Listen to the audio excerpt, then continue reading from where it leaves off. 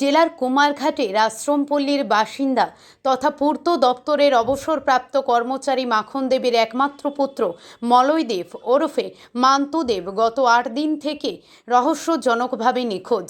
পেশায় মোবাইল ব্যবসায়ী মান্তু কুমারঘাট এলাকায় অত্যন্ত পরিচিত মুখ। তার নিখোঁজের ঘটনায় গভীর উদ্বেগ ও উৎকণ্ঠা ছড়িয়েছে পরিবার পরিজন থেকে শুরু করে স্থানীয়দের মধ্যে।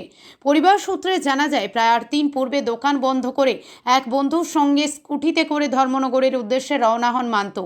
তার সঙ্গে ছিল স্কুটি, কিছু টাকা পয়সা এবং দোকানের চাবি। পরবর্তীতে বন্ধুর কাছে ওই সামগ্রীগুলো দিয়ে রহস্যজনকভাবে নিখোঁজ হয়ে যান তিনি।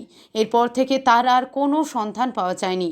ইতিমধ্যেই নিখোঁজের ৮ দিন অতিক্রান্ত হলেও মান্তু বাড়িতে ফিরে না আসায় পরিবারের উৎকণ্ঠা ক্রমশ বাড়ছে। তার বাবা মাখন দেব কুমারঘাট থানায় একটি নিখোঁজ ডায়েরি করেছেন। পরিবারের পক্ষ থেকে আত্মীয় স্বজন, পরিচিতজন এবং সাধারণ মানুষের কাছে মান্তুর সন্ধান পেতে সহযোগিতার আবেদন জানানো হয়েছে।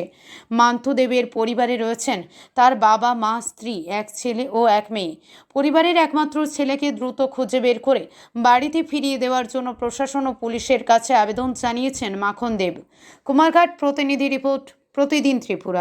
যে ব্যবসা করতো আড়াইমুড়া কোনার যে দোকান আছে, মোবাইলের দোকান, মোবাইল ইলেকট্রিক দোকান আছে, আর তার ছেলে মেয়ে আছে। গত শুক্রবার দিন রাত্রে নিখোঁজ। তো আরেকজন ডলিয়া সেরা গেছিল ধর্মনগর। তার কাছে সব কিছু দিয়ে সেরা তুমি যাওয়া নিখোঁজ দিচ্ছে। থানা জানা নিয়েছে, 4 তারিখ গিয়ে সেটা জানাইছে কুমারঘাট থানাতে। ওই তো মোবাইল নাই, কোনো কিছু নাই, এখন এইভাবে বার করা যাবে এরকম তো না। হইয়া কোনো সময় গেছে না, হইয়া গেছে 2-3 দিন, 4-5 দিন ঘুরে গেছে। কত কিছু বুঝতে পারছি না, সবার কাছে অনুরোধ আর কি ছেলেটা যেমন বাড়িতে ফিরে না সন্দেহ করে উঠতে